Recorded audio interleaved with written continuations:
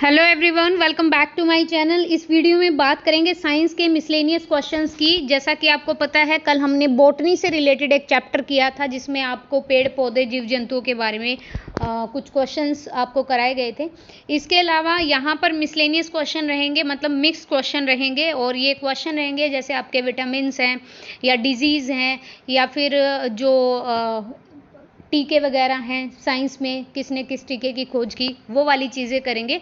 और स्टार्ट करते हैं। फर्स्ट क्वेश्चन है यहाँ पर, टेटेनस होता है, टेटेनस किससे होता है?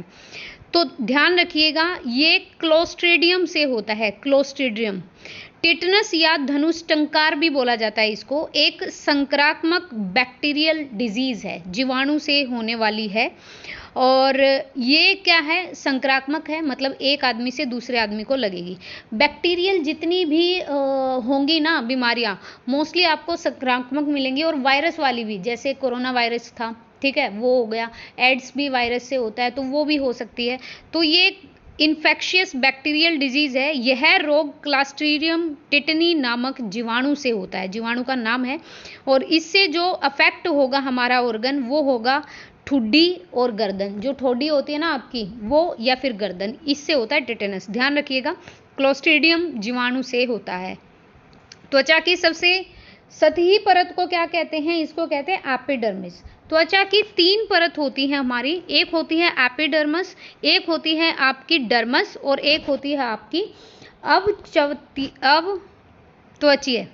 सबसे ऊपरी को एपिडर्मस, मध्य में जो होती है उसको डर्मिस या अंतरत्वक बोला जाता है, और सबसे नीचे जो होती है वो अवत्वचीय होती है। अधिचर्म सबसे संवेदनशील भाग होता है, सबसे ज़्यादा सेंसेशन इसी में होती है। अंतरत्वक और अधिचर्म से मोटी तथा पसीने की ग्रंथि से युक्त होती है। मतलब जो डर्मिस होगी ना, वो इन दोनों से क्या होगी, अधिचर्म से तो मोटी होगी और पसीने वाली जो ग्रंथि होगी उससे युक्त होगी। तो डर्मिस होती है पसीने वाली ग्रंथि, सबसे ज़्यादा सेंसेशनल होती है आपकी अधिचर्म, एपिडर्मिस जिसे बोलते हैं। और सबसे नीचे होती है हमारी अवत्वचीय। मलेरिया, फाइलेरिया और प्लेग को क्या जाना जाता है? प्लेग आप सभी को पता है, मलेरिया किससे होता है? मच्छर से। प्लेग सबको पता है, चूहे से होता है। तो ये जलजनित है, रोगवाहक है, या फिर ब्लड की बीमारी है, या फिर वायुजनित है। ये रोगवाहक जनित बीमारी है। ये देखो, एक बैक्टीरिया से, एक प्रोटोजोआ और एक आपका कर्मी से होता है। मलेरिया जो होता है वो प्लाज्मोडियम प्रोटोजोआ मादा एनफ्लीज के काटने से होता है। फाइलेरिया आपका कर्मी राउंड वॉर्म से होता है, जैसे वोचेरिया फ्रोक्टाई से होता है, ये नेम है। प्लेग होता है आपका बैसिलस पेस्टिस नामक जीवाणु के द्वारा। ये तीनों बैक्टीरिया, जीवाणु और प्रोटोजोआ रोगवाहक की श्रेणी में आती हैं। ध्यान रखिएगा। वायुमंडल में कोहरे, जंगली छल्ले और गीसर वाष्प आदि होते हैं, जिन्हें सामूहिक रूप से क्या कहा जाता है? वायुमंडल में अगर कोहरा है, जंगली छल्ले हैं या फिर वाष्प हैं, तो इनको कहा जाता है प्राकृतिक एरोसल्स। एरोसल्स एक तरह का प्रदूषण ही होता है हमारा। सूक्ष्म ठोस कणों और तरल बूंदों के हवा में या अन्य किसी गैस में कोलाइड को कहते हैं एरोसोल। जैसे सूक्ष्म ठोस कणों और तरल बूंदों के हवा में या अन्य किसी गैस में कोलाइड हो जाता है तो उसको एरोसोल कहा जाता है। धुआं हो गया, धूल के अभिकण हो गए, धुंध हो गई जिसको हेज बोला जाता है, ये सभी एरोसोल के क्या हैं? रूप हैं। डेंड्रोलॉजी में किसका अध्ययन होता है? डेंड्रोलॉजी या जाइलॉजी आ जाए तो ये वृक्षों के अध्ययन को कहते हैं। टीकाकरण के दौरान कौन सा रोग विश्व से ही दूर कर दिया था? तो चेचक रोग। आप सभी को पता है एडवर्ड जेनर के बारे में, और ये पहले ऐसे इंसान थे जिन्होंने टीका बनाया था साइंस में। विश्व से टीकाकरण प्रक्रिया द्वारा समूल नष्ट होने वाला प्रथम रोग है चेचक। इसके बाद पोलियो हो सकता है। पोलियो लगभग 80% विश्व में खत्म हो चुका है। तो ये एडवर्ड जेनर ने चलाया था भाई स्मॉल पॉक्स का पहला टीका। एलिसा परीक्षण होता है HIV एड्स के लिए। ये एक परीक्षण है जो कि HIV एड्स या रोगी की जांच हेतु करते हैं। एलिसा की फुल फॉर्म भी दी है, एंजाइम लिंक्ड इम्यूनोसॉर्बेंट एसे। एंजाइम लिंक्ड इम्यूनोसॉर्बेंट एसे। पर्यावरण में क्या क्या होता है? जैविक कारक, ऑक्सीजन, नाइट्रोजन। अजैविक कारक, या जैविक या अजैविक दोनों होते हैं, जैविक और अजैविक। बायोटिक और अबायोटिक। पर्यावरण एक जीव या एक समुदाय के चारों ओर पाया जाने वाला जो संपूर्ण वातावरण होता है उसे हम बायोटिक या जैविक कहते हैं। और अजैविक जिस परिस्थिति जिसमें हम रहते हैं वो पर्यावरण कहलाता है। ये 7th और 8th क्लास में बहुत अच्छे से डिस्क्राइब किया गया है NCERT में, और ये मिल जाएगा आपको ज्योग्राफी वाली बुक में, बायोटिक और अबायोटिक। वायु प्रदूषण का कारण होने वाला कारों के द्वारा उत्सर्जित कार्बन मोनोऑक्साइड निकलती है। कार्बन मोनोऑक्साइड एक ऐसा वायु प्रदूषक विषैली गैस है जो कार्बन के अपूर्ण दहन, मतलब कार्बन पूरी तरह से दहन नहीं होता, कंबशन नहीं होता, जलता नहीं है। यह गैस मानव शरीर में रक्त में उपस्थित हीमोग्लोबिन जो होता है उससे जुड़कर क्या बना लेती है, कार्बोक्सी हीमोग्लोबिन COHB, जो एक जहरीला पदार्थ है और फिर ऑक्सीजन की आपूर्ति बाधित होने लगती है, ऑक्सीजन फ्लो नहीं करती शरीर में अच्छे से। पेनिसिलिन का आविष्कार किया था अलेक्जेंडर फ्लेमिंग ने। ध्यान रखिएगा, लुईस पाश्चर ने रेबीज का टीका बनाया। रेबीज आपको पता है पानी से डर लगता है इस रोग में और मृत्यु निश्चित है। ड्रेसर बनाया एस्प्रिन के आविष्कारक। एडवर्ड जेनर ने टीका और वैक्सीन के आविष्कारक सबसे पहले, और अलेक्जेंडर फ्लेमिंग ने पेनिसिलिन का बनाया। क्लोस्ट्रीडियम ब्यूटोलिन्स द्वारा होने वाला ब्यूटोलिज्म किसको प्रभावित करता है? ये करता है हमारी तंत्रिका मांसपेशी संधि को, ऑप्शन बी। ब्यूटोलिन्स हमारे तंत्रिका तंत्र मतलब क्या, नर्वस सिस्टम को लकवाग्रस्त कर देता है, पैरालाइज कर देता है, जिससे पेशियां जो हैं हमारी वो फैल व सिकुड़ नहीं सकती। मतलब ना तो आपका कंस्ट्रक्शन होगा, मतलब आपकी पेशी एक बार फूलती है एक बार सिकुड़ती है, ऐसे नहीं होगा। तो ध्यान रखिए, क्लोस्ट्रीडियम ब्यूटेनियल्स जो होता है नर्वस सिस्टम को प्रभावित करता है। नाइट्राइट को नाइट्रेट में परिवर्तित करने वाला जीवाणु ये होता है नाइट्रोबैक्टर। नाइट्रोसोमोनास वो जीवाणु है जो नाइट्रोजन को नाइट्राइड में बदल देता है और नाइट्रोबैक्टर नाइट्राइट को नाइट्रेट में चेंज कर देता है। नाइट्रोबैक्टर याद रखिएगा। बर्ड फ्लू इन्फ्लुएंजा विषाणु ये होता है H5N1। बर्ड फ्लू इन्फ्लुएंजा केवल पक्षियों को ही नहीं मनुष्यों में भी हो सकता है और एक सामान्य इन्फ्लुएंजा संक्रामक है H5N1। एलिसा अगेन आ गया, एड से रिलेटेड है, ध्यान रखिएगा। एंजाइम लिंक्ड इम्यूनोसॉर्बेंट ऐसे इसकी फुल फॉर्म है। ऑस्टियोलॉजी हड्डियों का अध्ययन होता है। हमारे हार्ट की जो स्टडी होती है उसको कार्डियोलॉजी, और हमारी जो किडनी की होती है उसको नेफ्रोलॉजी, और जो हमारे लीवर की होती है उसको हिप्टोलॉजी। पृथ्वी के वातावरण का मुख्य घटक है नाइट्रोजन 78% है, ऑक्सीजन 21, कार्बन डाइऑक्साइड 0.03। वातावरण में कार्बन डाइऑक्साइड 0.03 है। निम्न में से कौन सा गर्म रक्त का पशु है? एक कोल्ड ब्लडेड होते हैं, एक वार्म ब्लडेड होते हैं। कोल्ड ब्लडेड होते हैं आपके रेप्टाइल्स, वार्म ब्लडेड यहाँ पर व्हेल है। तो उष्ण रक्त या गर्म रक्त पशु उन पशुओं को कहता है जो खुद के शरीर से गर्मी पैदा कर सकते हैं। बाह्य वातावरण में ज़्यादा सर्दी हो, बर्फीला तूफान हो या फिर गर्मी का मौसम हो, किंतु गर्म रक्त जीव के शरीर का तापमान लगभग क्या रहता है? स्थिर रहता है। उदाहरण लगभग सभी स्तनधारी मैमल्स जो होते हैं और पक्षी, मानव, बंदर, व्हेल, हाथी, जिराफ, चीता, सूअर, ये सारे ऐसे होते हैं वार्म ब्लडेड। जैसे मान लो कि भाई सर्दी बहुत ज़्यादा है, तो क्या आपकी बॉडी का टेम्परेचर 37 डिग्री सेल्सियस नहीं रहेगा या 98.4 फॉरनाइट नहीं होगा? अगर सर्दियों में हमारी बॉडी का टेम्परेचर 100 हो जाए तो क्या मतलब बुखार नहीं होगा? बुखार होगा वो, क्योंकि हमारा एक जो कॉमन टेम्परेचर है वो ऑब्वियसली 98.4 फॉरनाइट है, ठीक है। 373 अपना केल्विन होता है। तो यहाँ पर 37 जो सेल्सियस है वो हमारा फिक्स्ड रहता है, मौसम से कुछ नहीं है। तो लगभग सारे स्तनधारी और पक्षी, मानव, बंदर, व्हेल, हाथी, जिराफ, चीता, सूअर, ये क्या होते हैं? वार्म ब्लडेड होते हैं। डार्विन फिंच किस ग्रुप से है? डार्विन फिंच जो है ये एक पक्षी है। ये 15 पक्षी प्रजातियों का समूह है। इन प्रजातियों को चार्ल्स डार्विन ने ग्लापागोस द्वीप पर खोजा था। बस इतना याद रखिए, डार्विन फिंच जो है एक पक्षी है। Penicillin again the same question, Alexander Fleming ने किया था और लुई पाश्चर ने रेबीज का टीका बनाया। ड्रेसर ने एस्प्रिन और एडवर्ड जेनर ने चेचक का, ठीक है, और फ्लेमिंग ने पेनिसिलिन। रोनाल्ड रोस को डैश कार्य के लिए नोबेल प्राइज दिया गया था? रोनाल्ड रोस को मलेरिया के लिए। रोनाल्ड रोस 1902 में मलेरिया संचरण अर्थात मलेरिया के फैलाव पर किए गए कार्य के लिए प्रथम ब्रिटिश के तौर पर नोबेल से ये सम्मानित थे। तो 1902 में रोनाल्ड रोस को दिया गया था मलेरिया के लिए। वार्म ब्लडेड पशु हैं, अभी तो पढ़ के आए हैं, बंदर है, छिपकली नहीं हो सकती भैया, ना मेंढक हो सकते, ठीक है। उष्ण रक्त या गर्म रक्त, ये अगेन द सेम क्वेश्चन, तो ध्यान रखिए, मानव, बंदर, व्हेल, हाथी, जिराफ, चीता, सूअर। पक्षियों के मलमूत्र का जो फर्मेंटेशन होता है वो कैसे? बहुत जल्दी होता है, धीमे नहीं होता, कृत्रिम प्रक्रिया से। कृत्रिम प्रक्रिया से थोड़ी होगा, तो बहुत जल्दी होता है। पक्षियों के मलमूत्र में बेसिकली आपका जो ज़्यादा है वो नाइट्रोजन होता है। इसमें यूरिक अम्ल और फॉस्फोरिक अम्ल की भी मात्रा पाई जाती है। ये यूरिक एसिड के रूप में अपशिष्ट बाहर निकालते हैं। बैक्टीरिया में गमनागमन की सहायता डैश से होता है, छिद्र, हुक, कशाभिका, स्प्रिंग्स।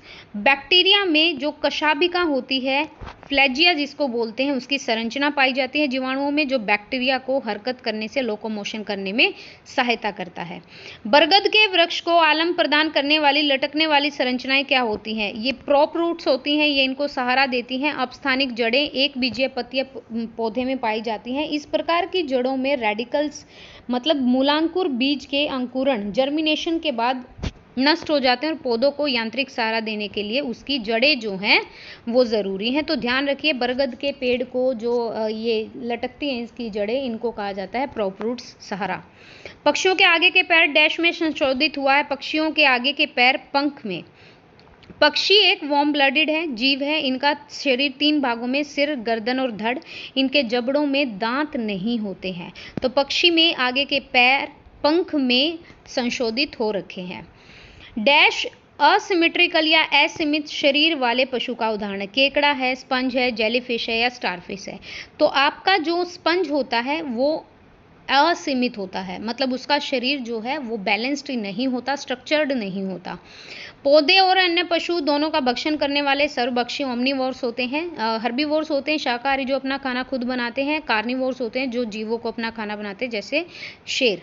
वायुमंडल की वह परत जो सूर्य के प्राशर व विकिरण का अवशोषण करती है, तो आप सभी को पता है ओजोन है, और ये यूवी रेडिएशंस को अवशोषित करती है, और ये तरंगे त्वचा संबंधी बीमारियों के लिए क्या है, जिम्मेदार हैं। अयस्क, जिसे एक बीमारी है जो डैश की धूल के अभिशोषण से होती है। अयस्कता एक बीमारी है जो लोहे की धूल से, अयस्कता कहो या साइडोसोसिस कहो, ये शरीर के ऊतक में अतिरिक्त लोहे का जमाव है, जब मतलब ज़्यादा हो जाता है। यह लोहे के कणों को सांस के द्वारा शरीर में ले जाने के लिए होता है। पूर्ण रूपन उपचार इस बीमारी के लिए संभव नहीं है, ध्यान रखिएगा। साइडोरोसिस जो होता है वो लोहे की अधिकता जब ज़्यादा हो जाती है उससे होता है।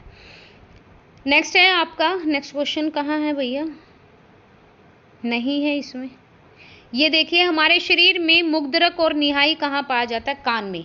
मानव कान के 3 भाग होते हैं। एक होता है बाह्यकर्ण, इसके भीतरी सिरे पर कर्णपटल या झिल्ली होती है जिसे कान का पर्दा कहते हैं, बाह्यकर्ण में ही। मध्यकर्ण, इसमें 3 छोटी छोटी कर्ण की अस्थियां होती हैं, जैसे मैलिस हो गया, इनकस हो गया और स्टेपिस हो गया। स्टेपिस सबसे छोटी हड्डी आपको पता है, फीमर सबसे बड़ी। अंत्यकर्ण यह अपारदर्शक आपको नहीं दिखेगी, ये झिल्ली की बनी संरचना है जिसे कलागहन कहते हैं, तो ये ध्यान रखिएगा। वातावरण में कार्बन डाइऑक्साइड का सामान्य प्रतिशत है 0.03। CFC एक आवक्षयात्मक पदार्थ है जो कहाँ पाया जाता है। CFC आपके जितने भी AC हैं, रेफ्रिजरेटर हैं, इन सब में पाया जाता है। कूलेंट जो चीज़ें हैं उसमें CFC है, और ये एक प्रदूषक है। और जो जैसे AC चला है तो बाहर जो निकल रही है वो CFC है आपका, याद रखिएगा। 11 साल के लड़के में टाइफाइड का निदान किया जाता है। आपके अनुसार इस लड़के में इस रोग का कारण क्या हो सकता है? टाइफाइड जो होता है वो मतलब खराब पानी पीने से या खराब खाना खाने से होता है, तो अस्वस्थ खाने का उसने उपयोग किया है, उसको टाइफाइड हुआ है। गैर संक्रामक रोग होता है कैंसर, ये नॉन कम्युनिकेबल डिजीज होती है, फैलती नहीं है एक से दूसरे को। और भी कुछ उदाहरण जैसे मधुमेह हो गया, TB बोलते हैं ना इसको, मधुमेह को। शुगर, वो तो डायबिटीज़, मधुमेह, हाँ डायबिटीज़। जोड़ों का दर्द, कैंसर और जो हार्ट अटैक होते हैं ये असंक्रामक है, नॉन कम्युनिकेबल है। कौन सा एक घ्राण शक्ति सूचक है? लौंग, वेनिला, प्याज या हल्दी? ये अब ये भी नहीं दिया, अच्छा ये वहाँ से आ गए, इसको अभी स्किप करिएगा। मियादी बुखार का हेतु को डैश जीवाणु है। मियादी बुखार होता है आपका साल्मोनेला टाइफी से। ये जवर जो है या टाइफाइड एक जीवाणु जनित है, बैक्टीरियल इन्फेक्शन है। साल्मोनेला टाइफी नामक जीवाणु अशुद्ध जल या भोजन से, मान लो आपने कुछ गंदा पानी पी लिया या फिर भोजन खराब खा लिया बाहर, छोटी आंत में चला जाएगा, रोगी के पलिहा से संपूर्ण शरीर के अंगों को प्रभावित करेगा। इसका पता लगाने के लिए वाइडल टेस्ट होता है और औषधि होती है क्लोरोमाइसिटिन। ठीक है, तो वाइडल टेस्ट होगा आपका टाइफाइड के लिए या मियादी बुखार जिसे कहेंगे। मलेरिया की दवाई सिनकोना पेड़ से मिलती है, उसकी छाल से मिलती है। सिनकोना एक द्विबीजपत्री सदाबहार पादप है, इसकी छाल से कुनैन नामक औषधि तैयार की जाती है। अभी तो बहुत सारी औषधियाँ भी आ गई हैं इसकी। प्रदूषित जल में आयरन और मैग्नीज निकालने में निम्न में से कौन सा प्रभावी नहीं है? प्रदूषित जल में से आपको आयनीज और मैग्नीज अलग करना है, आयरन और मैग्नीज। क्लोरीकरण करोगे, चूना सोडा प्रक्रिया यूज़ करोगे, आयन मतलब जो इलेक्ट्रिक आयन है हमारे चार्जेस, उनका आदान प्रदान, या मैग्नीज जियोलाइट प्रक्रिया। इसके लिए हम करेंगे चूना सोडा प्रक्रिया, लाइम सोडा प्रोसेस। जल मर्दूकरण की प्रक्रिया, आयन पर आदान प्रदान, क्लोरीनीकरण, मैग्नीज जियोलाइट का यूज़ आयरन मैग्नीज निकालने के लिए यूज़ होता है, परंतु चूना सोडा जो प्रक्रिया है इस उद्देश्य के लिए प्रयोग, अच्छा इसमें नहीं पूछा गया था, सॉरी। क्लोरीकरण से आपका क्या होता है, पानी की शुद्धता होती है। अगर आयनों का ट्रांसफरेशन होगा, मतलब आयन जाएंगे और आएंगे, इससे भी होगा, मैग्नीज जियोलाइट से भी होगा, लेकिन चूना सोडा प्रक्रिया नहीं होगी, तो लाइम सोडा प्रोसेस इसके लिए यूज़ नहीं किया जाता। किसान का मित्र होता है भैया हमारा केचुआ। केचुआ एक एनिलिडा संघ का प्राणी है। यह भूमि पर रेंग कर चलता है। कीड़े मकोड़ों को खाने के लिए पूरी मिट्टी निगल जाता है, जिससे मिट्टी पोली हो जाती है और जुताई आसान, मिट्टी को नरम बना देता है, इसीलिए इसको फ्रेंड ऑफ फार्मर बोला जाता है। ठीक है, आगे चलते हैं। कौन सा औद्योगिक या रासायनिक प्रदूषण से संबंधित नहीं है? नाइट्रेट, सल्फेट और पारा तीनों ही इंडस्ट्रियल जो हमारा पॉल्यूशन है, केमिकल पॉल्यूशन है, उससे है। प्रोटोजोआ एक अलग चीज़ है।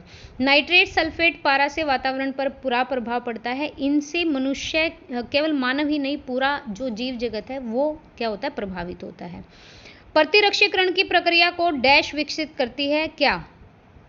अब फिर से ये वही क्वेश्चन 36, पता नहीं है कैसे हो रखा है।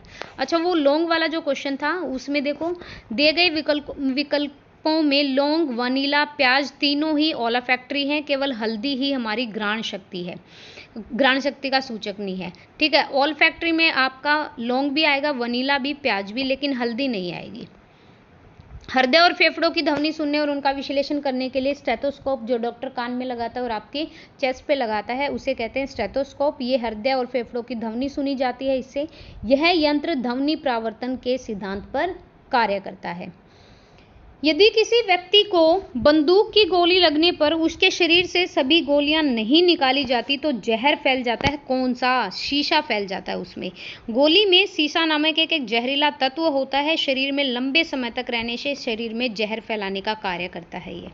केंचुए को मानव जाति के साथ क्या बताया गया है? केंचुए को अधिक लाभदायक और कम हानिकारक, ये भूमि को बिल्कुल सॉफ्ट कर देता है और इसको किसान का मित्र कहा जाता है। एनिलिडा समूह से बिलोंग करता है। किस रोग के इलाज में क्लोरोक्विन का यूज होता है? तो मलेरिया में। क्लोरोक्विन फास्फेट मलेरिया रोग की एक औषधि है। ये मलेरिया को रोकने और ठीक करने में यूज होती है और मलेरिया रोग के परजीवियों को नष्ट करती है। तो क्लोरोक्विन मलेरिया के लिए। लवण युक्त मिट्टी में उगने वाले पौधे, जहाँ पर सैलिनिटी ज़्यादा होती है, तो ये जल में या मिट्टी में उगने वाले पौधे हैं हेलोफाइट। ज़ेरोफाइट आपके मृस्थलीय पौधे होते हैं। हाइड्रोफाइट आपके ज़्यादा पानी में उगने वाले पौधे होते हैं। किस बीमारी का निदान एंटीबॉडीज नहीं कर सकती? खसरा जो है, मिजल्स जो बीमारी है हमारी, एंटीबॉडी उसका नहीं कर सकती। एंटीबॉडी हमें बैक्टीरिया से प्रोटेक्ट करती है किंतु विषाणु से नहीं करती। तो खसरा जो है ये एक विषाणु जनित रोग है जो कि मोरबेल विषाणु से होता है, ध्यान रखिएगा, मोरबली से होता है खसरा। कौन सा युग्म सुमेलित है? मोतियाबिंद तो हमारी आंखों में होगा, पीलिया हमारे लीवर से, डायबिटीज़ हमारे इंसुलिन, और निमोनिया से हमारे फेफड़े। निमोनिया जो है देखो, मोतियाबिंद आपका आंखों का रोग है, पीलिया लीवर से है और डायबिटीज़ आपका इंसुलिन की कमी से है, और जो क्या था, निमोनिया से आपके फेफड़े संक्रमित हो सकते हैं। तो यही सुमेलित है, ऑप्शन नंबर ए सही है, बाकी नहीं है। थायराइड जो ग्रंथि, इससे थायरोक्सिन हार्मोन निकलता है। नमक की कमी से होने वाला रोग गाइटर होता है, घेंगा जिसको बोलते हैं। आग को ज़्यादा शीघ्रता से बुझाया जा सकता है कवंथनांक वाले जल से। कैसे? जल अगर अपने बॉइलिंग पॉइंट पर हो, उबलने से बनने वाली भाप में ऊर्जा की मात्रा ज़्यादा होती है। इस प्रकार गर्म पानी आग बुझाने में ठंडे पानी से ज़्यादा, ध्यान रखिएगा, आग लगी है तो गर्म पानी डाल दो, ठीक है, ठंडा पानी मत डालना भाई, क्योंकि जो भाप होती है ना, आपने देखा होगा गर्म पानी उतना हाथ पे नहीं लगता जितनी की भाप लगती है हाथ पे। कॉकरोच झींगे और केकड़ों के होते हैं, क्या होते हैं? कंपाउंड आइज होती है, संयुक्त। कॉकरोच तो मरते ही नहीं है, कुछ भी मार लो उनको, मरेंगे नहीं, सफ़ेद खून होता है, दिखेगा भी नहीं। कॉकरोच झींगे और केकड़े में एक जोड़ी संयुक्त नेत्र होते हैं। संयुक्त नेत्र में बहुत पृथक पृथक से चाक्षुष भाग होते हैं जिन्हें नेत्राणु कहते हैं। आपको याद रखना है, कंपाउंड आइज होती हैं इनमें, ध्यान रखिएगा। कैथोड किरण ट्यूब डैश का भाग है। कैथोड किरण आपके टेलीविजन सेट में पीछे ट्यूब, अभी तो एलईडी वगैरह है, पहले बड़े बड़े जो टीवी होते थे ना ऐसे, उनकी ना वैक्यूम ट्यूब जो होती है जैसे कंप्यूटर में होती थी पहले, तो ऐसे ही इसमें कैथोड ट्यूब होती थी। और 1934 में जो टेलीफंकन जर्मन वैज्ञानिक हैं उन्होंने इसका आविष्कार किया था। कैथोड ट्यूब एक निर्वात ट्यूब है जिसमें एक से अधिक इलेक्ट्रिक गन होती हैं। अब ये मैच कर दीजिए भैया। तो यहाँ पर जो हमें दिया है, आवर्ती इकाई समय में जितना दोलन हो उसे कहते हैं। आयाम कहते हैं आपको साम्य अवस्था मान से अधिकतम विस्थापन जब हो जाए। थर्ड नंबर पे जो है ऐसी युक्ति जिसमें धागे के शिरे पर भार झूलता हो। और आवर्त सारणी आपकी परमाणु क्रमांक, जो परमाणु संख्या के क्रम से रासायनिक तत्व, केमिकल जो एलिमेंट्स होते हैं। तो आवर्ती साम्य अवस्था मान से अधिकतम विस्थापन करती है, डिस्प्लेसमेंट करती है ये। आयाम जो नहीं, आवर्ती होती इकाई समय में, एक यूनिट टाइम में कितना उसने पेंडुलम किया, दोलन किया है। आयाम होती है साम्य अवस्था मान से अधिकतम विस्थापन में। लोलक होता है आपका ऐसी युक्ति जिसमें धागे के सिरे पर भार झूलता हो। पेंडुलम आपने देखा है ना, ऐसे मूव करेगा, ऐसे मूव करेगा, मैंने तो किया हुआ है ये लैब में। और आवर्त सारणी होती है आपकी परमाणु संख्या के क्रम से रासायनिक तत्व। आवर्ती जिसे यूनिट टाइम कहते हैं, इकाई समय में जितना दोलन होगा। आयाम आपका मीन पोजीशन से अधिक विस्थापन। और अगर पेंडुलम की बात करें, ऐसी युक्ति जिसमें धागे के सिरे पर भार, धागा होता है एक बड़ा सा और यहाँ पे ना भार लटकाया जाता है, ये ऐसे ऐसे मूव करता है पेंडुलम। और आवर्त सारणी जिसे पीरियोडिक टेबल कहते हैं, परमाणु संख्या के क्रम से रासायनिक तत्व होता है। नेक्स्ट चलते हैं यहाँ पे, टाइफाइड किससे होता है, मलेरिया किससे होता है। दाद तो एक कर्मी है। मलेरिया आपका प्रोटोजोआ, एड्स आपका विषाणु और टाइफाइड आपका बैक्टीरिया, ध्यान रखिए। तो हमारे कौन से ए का 1, मलेरिया बी का 3, सी का 2 और 4 का डी। अरे सॉरी, फंजाई भी है नीचे, तो फंजाई होगा आपका कर्मी से। चलो नीचे देख लेते हैं एक बार, ये रहा। टाइफाइड बैक्टीरियल है, मलेरिया प्रोटोजोआ है और एड्स आपका विषाणु है और दाद आपका फंजाई। मलेरिया प्रोटोजोआ है भैया, मलेरिया आपका प्रोटोजोआ है। हाँ तो वही बोला मैंने, देखो मलेरिया हो गया प्रोटोजोआ, फंजाई हो गया आपका कर्मी, एड्स हो गया विषाणु, टाइफाइड होगा बैक्टीरियल। निम्न में से क्या एक भौतिक परिवर्तन है। सब्लिमेशन जो है वो एक फिजिकल चेंज है। फिजिकल चेंज होता है रूप, रंग, आकार, अवस्था बदल जाए। और पदार्थ की अवस्था में 3 परिवर्तन होते हैं, ठोस से द्रव, द्रव से गैस, द्रव से गैस और ठोस से गैस। तो ये भौतिक परिवर्तन का उदाहरण है। एक बात हमेशा याद रखिएगा आप, सीधा ठोस से अगर गैस में चेंज हो जाता है ना तो उसे भी सब्लिमेशन ही बोला जाता है, ठीक है। तो ये एक फिजिकल चेंज है। अब यहाँ पे देखो, वाष्पन क्या होता है। वाष्पन होता है जब द्रव से, लिक्विड से गैसियस फॉर्म में कोई चीज़ चली जाती है। सब्लिमेशन क्या होता है, अभी मैंने बताया, सीधा ठोस था आपने गैस में कन्वर्ट कर दिया, लिक्विड स्टेज आई ही नहीं। प्रशीतन होता है आपका, हाँ, लिक्विफाइड चीज़ जब जम जाती है उसे कूलेंट बोलते हैं। और द्रवण होता है आपका ठोस से द्रव में चेंज हो जाना। तो डी ऑप्शन यहाँ पे करेक्ट होगा। वाष्पन द्रव से गैस है, ऊर्ध्वापतन आपका सब्लिमेशन जिसे कहते हैं ठोस से सीधा गैस, प्रशीतन कूलेंट द्रव से ठोस और द्रवण लिक्विफाइड ठोस से द्रव। नेक्स्ट सुमेलित कीजिए, वायु वहित रोग कौन सा है। अच्छा नीचे है भाई ऑप्शन, वायु वहित टिटनेस, जबकि वायु वहित होता है आपका ट्यूबरक्लोसिस। जलवाहित होता है आपका कोलेरा, हैजा जिसे बोलते हैं, गंदे पानी पीने से हो जाता है। और सी का जो वायु रहित होता है सिफिलिस। और बाकी अगर घाव की बात करें तो घाव होता है आपका टेटनस, ठीक है। देख लीजिएगा इसको एक बार, यहाँ पे दिया हुआ है देखो, वायुवाहित मतलब एयरबोर्न, वायु द्वारा जो रोग होते हैं उनको कारकों के फैलने से रोग फैलना, जैसे टीबी हो गया, चेचक हो गया हवा के द्वारा। वाटर बोर्न होते हैं जलवाहित, जो जल के द्वारा होते हैं, जैसे हेजा है, एम्बियसिस है वो। प्रकाश रासायनिक धुंध फोटोकेमिकल स्मॉग में से क्या पाया जाता है? इसमें पाया जाता है प्रकाश रासायनिक ऑक्सीडेंट। सूर्य का प्रकाश नाइट्रोजन के ऑक्साइड और कार्बनिक यौगिक के मध्य रासायनिक अभिक्रिया से एक धुंध बनाता है जिसे कहते हैं रासायनिक धुंध। प्रकाश रासायनिक ऑक्सीडेंट नाइट्रोजन के ऑक्साइड और वाष्पशील कार्बनिक यौगिकों के बीच में से एक नया उत्पाद बनता है जिसे प्रकाश रासायनिक ऑक्सीडेंट कहते हैं, जैसे O3। तो ध्यान रखिएगा, फोटोकेमिकल जो स्मॉग होता है वो प्रकाश रासायनिक ऑक्सीडेंट में पाया जाता है। ठीक है जी, आगे चलते हैं। कीटवाहक रोग नहीं है, बेरीबेरी नहीं है, देखो काला जार भी है, मलेरिया भी है, प्लेग भी है, विटामिन की कमी से होने वाला है हमारा बेरीबेरी। तो काला जार लिशमैनिया डोनोवानी प्रोटोजोआ से होता है, ध्यान रखिए, लिशमैनिया डोनोवानी से। मलेरिया आपका प्लाज्मोडियम से होता है, प्लेग आपका बैसिलस पेस्टिस नामक बैक्टीरिया से होता है। नेक्स्ट यहाँ पे मिलान कीजिए। अगर बात करें कि रोजनेल्ड फ्रैंकलिन ने क्या किया, तो रोजनेल्ड फ्रैंकलिन ने यहाँ पे डीएनए की, और वोगो डी वेरिज ने म्यूटेशन की, डब्ल्यू वॉल्डेर ने आपका यहाँ पे गुणसूत्र बताया, और लेविन ने आपको राइबोज शर्करा के बारे में बताया। दोबारा देखो, रोजनेल्ड फ्रैंकलिन ने डीएनए के बारे में, वोगो डी वेरिज ने आपकी म्यूटेशन के बारे में, डब्ल्यू वॉल्डेर ने आपके गुणसूत्र जीन्स के बारे में, और लेविन ने आपके राइबोज शर्करा के बारे में।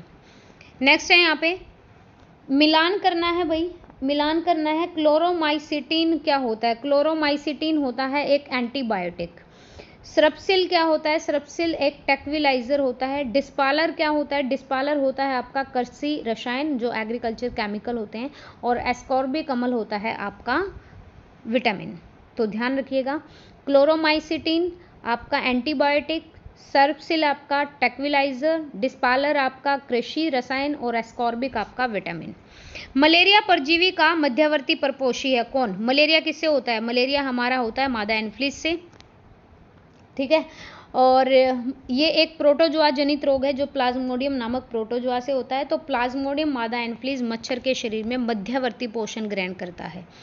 कौन सा रोग वायु के माध्यम से होता है? ट्यूबरक्लोसिस अभी हम पढ़ के आए थे, और चेचक वगैरह रोगी के थूक से भी प्रसारित होता है, और हैजा एक आपका वाटरबोर्न डिजीज है। घेंगा होता है आयोडीन की कमी से। गाइटर जो है एक ये अंतःस्रावी हार्मोन है हमारा, थायरोक्सिन की अधिकता या कमी, या तो ज़्यादा निकलने लगा ये हार्मोन या कम हो जाए तो इससे आयोडीन रोग होता है। वास्तव में शरीर में थायराइड ग्रंथि से ही थायरोक्सिन हार्मोन का स्रावित होना आयोडीन पर ही निर्भर करता है। निम्न में से कौन सा जल जनित रोग है? जल जनित रोग है हमारा हैजा, गंदे पानी पीने से होता है। चेचक, मलेरिया ये वायु वाहित है, हवा से होते हैं। और जो आपका मधुमेह है ये गैर संक्रामक है। डायबिटीज।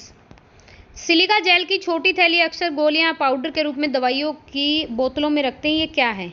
सिलिका जेल की जो छोटी थैली होती है ये नमी को सोखता है। सिलिका जेल की जो गोलियां हैं या पाउडर है छोटे पैकेट में होते हैं, सिलिका जेल नमी को सोखने में उपयोगी है, परंतु इन्हें पैकेट से बाहर निकाल देने पर ये अपनी उपयोगिता मतलब बाहर निकाल दे तो खराब हो जाएंगे। सिलिका जेल की कोई एक्सपायरी डेट नहीं होती, इन्हें बहुत लंबे समय तक हम रख सकते हैं, नमी को सोखते हैं ये। जीवों को उनके पर्यावरण के साथ संबंध का अध्ययन है। ये पर्यावरण के साथ संबंध ये पारिस्थितिकी विज्ञान बोला जाता है। इकोलॉजी शब्द का सबसे पहला जो यूज़ किया 1868 में रिटर ने किया था।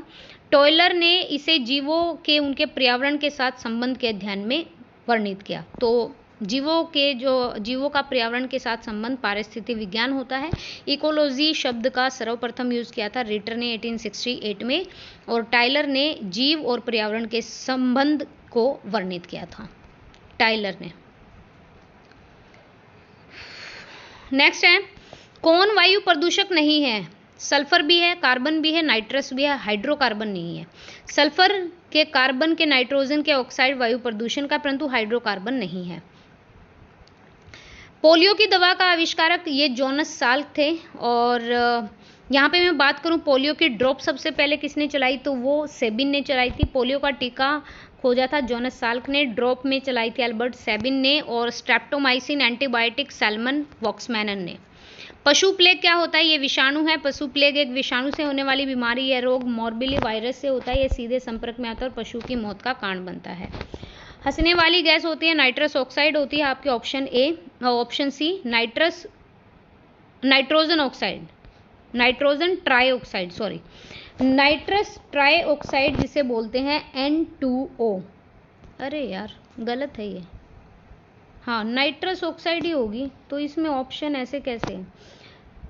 एक सेकंड देखते हैं। नाइट्रस ऑक्साइड N2O एक रासायनिक यौगिक है जो सामान्य तौर पर गैसीय अवस्था में रंगहीन, कोई कलर नहीं होता लेकिन खुशबू होती है। इसका IUPAC नेम होता है ड्राई नाइट्रोजन मोनोऑक्साइड। यह चिकित्सक प्रणाली में रोगी को दर्द महसूस ना हो इसके लिए दी जाती है। भाई ऑपरेशन वगैरह करना है, कोई अंग में आपको टाके लगाने, तो उसके लिए नाइट्रस देखो यहाँ पे तो इन्होंने ऑप्शन सी उठाया, नाइट्रोजन ट्राईऑक्साइड, और यहाँ पर लिखा है नाइट्रस ऑक्साइड, तो nitrous oxide I think N2O। कौन सा जीवाणु से होने वाला रोग है? जीवाणु से होता है आपका सुजाक, गोनोरिया। सुजाक जो है इस रोग का कारक होता है, यहाँ पे लिखा है नाइसेरिया गोनोरियाई। ये संक्रामक रोग है, कम्युनिकेबल डिजीज है जो रोगी के साथ संभोग करने से होता है, और इस रोग से स्त्री जो है मतलब बांझ हो जाती है, ये ध्यान रखिएगा। तो भाई जीवाणु से होने वाला रोग है, बैक्टीरियल इन्फेक्शन है, सुजाक ही बोला गया है इसको, गोनोरिया कहा जाता है। तो अगर किसी के साथ इंटीमेट हो गए हो या फिर फिजिकल रिलेशन और उस व्यक्ति को सुजाक रोग है, गोनोरिया है, तो इससे जो लेडी होती है वो मतलब बच्चा नहीं पैदा कर सकती, बांझ हो जाती है। नेक्स्ट है चेचक होने का कारण है, ये है बैरियोला वायरस। इस रोग में शरीर पर लाल दाने होते हैं और ये एक संक्रामक रोग है, रोगी को अलग रखा जाता है इसमें। तो चेचक एडवर्ड जेनर ने पहला टीका बनाया और ये ऑलमोस्ट खत्म है, ऑलमोस्ट क्या खत्म ही हो गया है ये रोग। कौन से पादप से कुनैन होती है? तो सिनकोना जो पेड़ है उसकी छाल से एंटीबायोटिक है, मलेरिया में दी जाती है। किस वृक्ष से तारपीन का तेल निकाला जाता है? चीड़, पाइन का जो वृक्ष होता है उससे तारपीन का तेल मिलता है। पाइन या चीड़ के पेड़ को छेदने पर जो द्रव मिलता है उसे छानने और फिल्टराइज करने के बाद तारपीन का तेल परिष्कृत करने के बाद निकाला जाता है। किस यौगिक में उच्चतर क्वथनांक है? एसिटिक एसिड, क्लोरोफॉर्म, एथेनॉल या मैथेन? तो एसिटिक एसिड CH3COOH जो है इसमें सबसे ज़्यादा बॉइलिंग पॉइंट है इसका। सभी विकल्पों में से एसिटिक अम्ल का क्वथनांक ज़्यादा है क्योंकि इसमें ऑक्सीजन होता है। COOH ऑक्सीजन की कमी जो है वो इलेक्ट्रोनेगेटिव फ्लोरीन के बाद सबसे ज़्यादा है, जिसके कारण जो बॉन्ड बनेगा वो स्ट्रॉन्ग होगा और बॉइलिंग पॉइंट ज़्यादा होगा। एसिटिक अम्ल की कितने डिग्री सेल्सियस है बॉइलिंग पॉइंट? 118.8 डिग्री तक करना पड़ेगा। मीथेन की -161 है, इथेनॉल की 78.37 है और क्लोरोफॉर्म 61.2 है। कौन सा प्रदूषक घटक निष्कासन मानव के लिए हानिकारक है? कार्बन मोनोऑक्साइड, ये सीधा हमारे हीमोग्लोबिन के साथ ऐड हो जाता है अंदर जाके और ऑक्सीजन का प्रभाव जो वो कम कर देता है या रोक देता है, तो इससे मौत हो सकती है। शरीर का तापक्रम कम करने के लिए किस औषधि का? तो एंटीपायरेटिक देते हैं, ज्वरनाशी देते हैं शरीर के तापक्रम को कम करने के लिए बुखार वगैरह में। निम्न में से कौन सा रोग विषाणु के द्वारा होता है? चेचक होता है, विषाणु जनित है। मलेरिया प्रोटोजोआ है, हैजा तैप्टिक आपका बैक्टीरियल है। तिलचट्टे में कितने जोड़े चलने वाले पांव होते हैं? 1, 2। तिलचट्टा कॉकरोच ही है, ठीक है। रात्रिचर प्राणी है, रात को ही निकलेगा, किचन में चले जाना रात को मिलेगा, वैसे ना मिले। हिट मार दो कुछ भी नहीं होता इनको, मैं तो मारती हूँ होता ही नहीं, भागते रहते हैं उसके ऊपर से ही। तो 3 भाग होते हैं, सिर, वक्ष और उदर। सिर में 1 जोड़ी कंपाउंड आई होते हैं, वक्ष में आपका 2 जोड़ा पंख होते हैं और 3 जोड़ी टांग होती हैं इसमें। उदर जो है 10 खंडों में, भैया जो पेट है वो तो 10 खंड में बटा हुआ होता है। 3 भाग होते हैं, सिर, वक्ष और उदर। सिर में 1 कंपाउंड आई होती है और वक्ष में 2 जोड़े पंख और 3 जोड़ी टांग। मलेरिया वह रोग है पलीहा को प्रभावित करता है, प्रोटोजोआ जनित रोग है, संक्रमण से फैलता है, इसका वाहक होता है मादा एनफ्लीज। मलेरिया RBC को इफेक्ट करता है और जिससे कि यकृत, लीवर और प्लीहा स्प्लीन दोनों प्रभावित होते हैं। अगेन द सेम क्वेश्चन, मधुमेह के रोगी को किस प्रकार की औषधि दी जाती है? जिनको मधुमेह डायबिटीज़ होती है उनको इंसुलिन दिया जाता है। ये एक नॉन कम्युनिकेबल डिजीज़ है और ये इंसुलिन हार्मोन की कमी से होता है। इस रोग से पीड़ित व्यक्ति को इंसुलिन के इंजेक्शन दिए जाते हैं ताकि जो इंसुलिन की मात्रा है उसको पूरा किया जा सके। रिएक्टर स्केल भूकंप की तीव्रता को मापने के लिए, हाइग्रोमीटर द्रव का घनत्व कितना है, डेंसिटी कितनी है, वायु का वेग के लिए एनीमोमीटर, वायु की आर्द्रता ह्यूमिडिटी के लिए हाइग्रोमीटर, ठीक है। ओके, बाकी कल करेंगे, ये क्वेश्चन भी मैं करा दूंगी, कृषि एवं पशुपालन। फिर हमारी ये सीरीज खत्म हो जाएगी, उसके बाद बायो स्टार्ट करेंगे। आपको वीडियो कैसे लगी है बताइएगा गाइस। वीडियो देखने के लिए थैंक यू सो मच। पसंद आए तो प्लीज़ शेयर कर दीजिएगा एंड लाइक करिएगा वीडियो को। Thank you.